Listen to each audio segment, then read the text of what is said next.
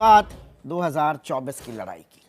और इस लड़ाई में रोज रोज नए नए मुद्दे उछाले जा रहे हैं, आरोप प्रत्यारोप तो हो ही रहे हैं, लेकिन अब इस लड़ाई में रावण ने भी एंट्री कर दी है। जी हां, रावण, बुराई का प्रतीक रावण। और त्योहारों का मौसम आने वाला है, टाइमिंग पर भी गौर कीजिएगा। और यह रावण की एंट्री कैसे हुई, यह आपको एक पोस्टर दिखा रहा हूं। यह ट्वीट किया है भारतीय जनता पार्टी ने अपने ऑफिशियल ट्विटर हैंडल के जरिए। और क्या लिखा है? The new age Ravan is here. नए जमाने का रावण आ गया है। ही इज इवल, बुरा है, दुष्ट है, एंटी धर्म, धर्म विरोधी है, एंटी राम, राम विरोधी है। His aim is to destroy Bharat. Bharat को तबाह करना इसका मकसद है। भारत खतरे में है। 7 सिरों का रावण दिखाया गया है और रावण यहां पर दरअसल राहुल गांधी है।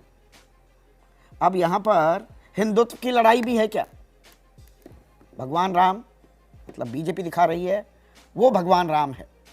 यहां गौर करने वाली बात यह भी है कि चुनाव से ठीक पहले भव्य राम मंदिर का निर्माण भी हो जाएगा। गाजे बाजे से उस उपलब्धि को और उस उपलब्धि का ढिंडोरा बीजेपी पीटने वाली है।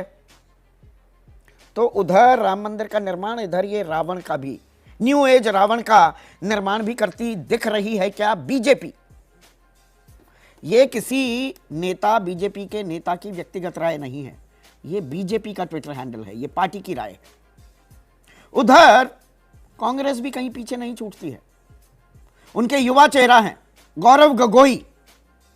असम में बिजली बिल में बढ़ोतरी हो रही है, उससे इतने नाराज हो गए, हाथों में तीर कमान लेकर, और तीर में आग भी लगी हुई, पोस्टर पर चलाते दिखते हैं। पोस्टर किसका?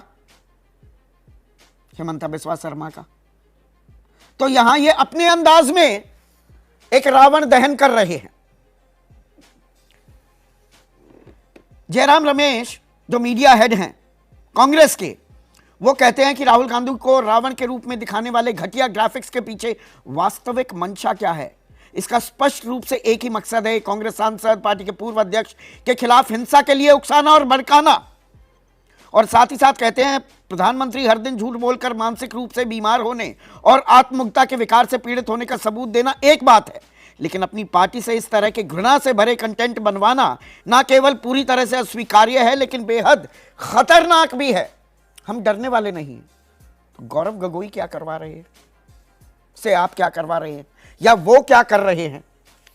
और यहां बात यहीं तक सीमित नहीं रहती है। जब रावण की बात हुई है तो नवंबर 2022 मल्लिकार्जुन खड़गे, उन्होंने क्या कहा प्रधानमंत्री पर निशाना साधते हुए? क्या आपके पास रावण जैसे 100 सिर हैं? मोदी हर चुनाव में चेहरा दिखाने आ जाते हैं, लेकिन क्या आपके रावण की तरह 100 मुख हैं? दिग्विजय सिंह ने कहा था नरेंद्र मोदी जी, अहंकार रावण का भी नहीं रहा, आपका भी नहीं रहेगा। ये एक हिंदुत्व की लड़ाई है क्या? आप इसे समझिए। हिंदू वोट बैंक एकजुट रखना है क्या? इसमें जो पिछड़ी जाति के आंकड़े बिहार में जारी कर दिए गए और उसको आरक्षण से जोड़ दिया गया, जितनी आबादी उतना हक, ये नारा बुलंद कर दिया गया, तो ये सेंधमारी हो रही है क्या? जातिवाद को तो बढ़ावा मिलेगा। यही राजनीति की कड़वी हकीकत भी है। अपने नफे के लिए कुछ भी किया जा सकता है, पर इसी से असहज भी हो रही है क्या बीजेपी? और दूसरी तरफ हिंदुत्व का एक और पहलू, वो पहलू हमने 21 सितंबर को संसद के विशेष सत्र में देखा, जब ओए भड़वे, ओए कटवे, ओए मुल्ला, ओ मुल्ला, आतंकवादी, इन शब्दों से, इन अमर्यादित शब्दों से नवाजा गया बीएसपी के लोकसभा सांसद दानिश अली को। करने वाला कौन था? रमेश मिधुड़ी, बीजेपी के लोकसभा सांसद।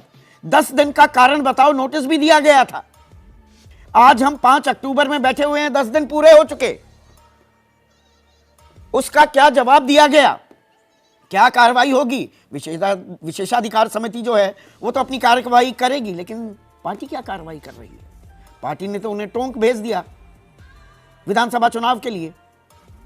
तो ये लताड़ है या इनाम है। और टोंक में 4 सीटों में से 3 सीटें मुस्लिम बहुल हैं, मुसलमान तय करते हैं कौन जीतेगा कौन हारेगा। वहीं पर ऐसी जहर बुझी बोली बोलने वाले को भेज दिया है पार्टी ने। पर ऐसा नहीं है, जहर दूसरी तरफ नहीं है। यह बहुत लंबी फेहरिस्त है।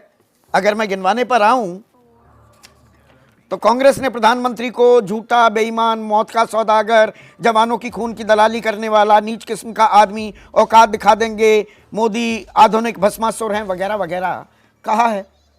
और सरकार की तरफ से भी बयानों की एक लंबी फेहरिस्त है। रमेश बिधूड़ी का तो मैंने बता दिया। नारायण राणे ने उद्धव ठाकरे के बारे में क्या कुछ बोला कि जी आज़ादी के बारे में आपको नहीं पता। साध्वी निरंजन ज्योति ने कि सरकार रामजादों की हो या कौन से जादों की, आप शब्द जानते हैं। गिरिराज सिंह गोरी चमड़ी वाली बता देते हैं सोनिया गांधी को। प्रज्ञा ठाकुर नथुराम गौडसे को देशभक्त बता देती हैं। और इसका एक पूरा खाका खींच दिया है एडीआर ने। एडीआर ने पाया है कि कुल मिलाकर 107 सांसद और विधायकों के खिलाफ हेट स्पीच यानी कि नफरत फैलाने के मामले लंबित पड़े हुए हैं। और इनमें 33 सांसद हैं और 33 सांसद में से 22 बीजेपी के हैं। यह भी गौर करने वाली बात है। 2 कांग्रेस के, 2 आम आदमी पार्टी के भी हैं। और चुनावी मुद्दे भी ये बन जाते हैं। राहुल गांधी को बिगड़े बोल के चलते सांसदी जाते हुए हमने देखा, मकान छीनते हुए हमने देखा। प्रधानमंत्री मोदी ने कर्नाटक में गिनवाया कि मुझे 91 गालियां दी है, 91 बार गाली दी है कांग्रेस ने। और गाली गलौज की भाषा का हम कतई समर्थन नहीं करते, पर खुद पार्टी ये गाली गलौज नहीं, किसी को रावण, ईवल, धर्म विरोधी, राम विरोधी, देश को बर्बाद करने वाला बताया जाए तो इसमें कौन सी लव स्पीच है। पर यहां पर एक और बात आपके सामने मैं पेश करना चाहूंगा।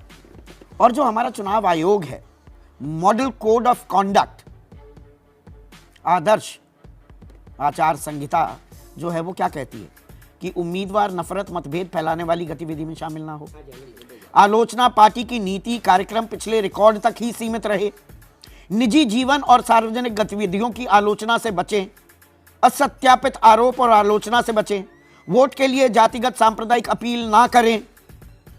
पूजा स्थल का प्रयोग चुनाव प्रचार के लिए नहीं होगा। और ये सारी बातें हो रही हैं, तमाम बातें, और चुनाव आयोग के सामने हो रही हैं। और वो फटकार लगाकर, नोटिस देकर बात खत्म हो जाती है।